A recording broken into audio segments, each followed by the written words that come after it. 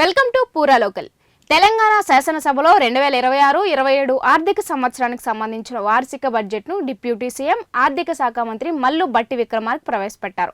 Speaker గడ్డం ప్రసాద్ కుమార్ అనుమతితో ప్రారంభమైన ఈ బడ్జెట్ ప్రసంగంలో ప్రభుత్వం లక్ష్యాలు, ప్రాధాన్యతలు స్పష్టంగా వివరించారు.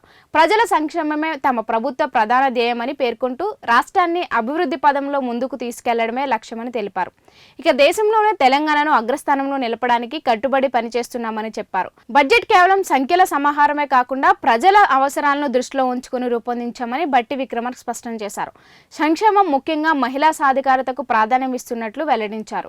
రాష్ట్ర సంస్కృతిని కాపాడడంలో ప్రభుత్వం ముందుందని, గద్దర్ అవార్డులు, మేడారం జాతర నిర్వహణ వంటి కార్యక్రమాలను గుర్తు చేశారు.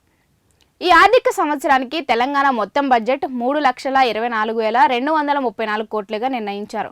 అందులో రెవెన్యూ వ్యయం 2,34,406 కోట్లు, మూలధన వ్యయం 47,267 కోట్లు, రాష్ట్ర తలసరి ఆదాయం 4,18,931గా ఉండగా వృద్ధి రేటు 10.20% నమోదైందని తెలిపారు. ఇక జాతీయ వృద్ధి రేటుతో పోలిస్తే తెలంగాణ వృద్ధి ఎక్కువగా ఉందని, భవిష్యత్తులో 2034 నాటికి $1 ట్రిలియన్ ఆర్థిక వ్యవస్థగా, 2047 నాటికి $3 ట్రిలియన్ ఎకానమీగా తీర్చిదిద్దే లక్ష్యంతో ముందుకు సాగుతున్నామని పేర్కొన్నారు.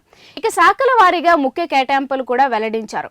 పశు సంవర్ధనానికి 1,529 కోట్లు, విద్యుత్ శాఖకు 21,285 కోట్లు, విద్యాశాఖకు 26,674 కోట్లు, ఆరోగ్య శాఖకు 13,679 కోట్లు కేటాయించారు. ఇక మహిళా శిశు సంక్షేమానికి 3,143 కోట్లు, ఎస్సీ సంక్షేమానికి 11,784 కోట్లు, ఎస్టీ సంక్షేమానికి 7,937 కోట్లు, బీసీ సంక్షేమానికి 3,769 కోట్లు ఇచ్చారు.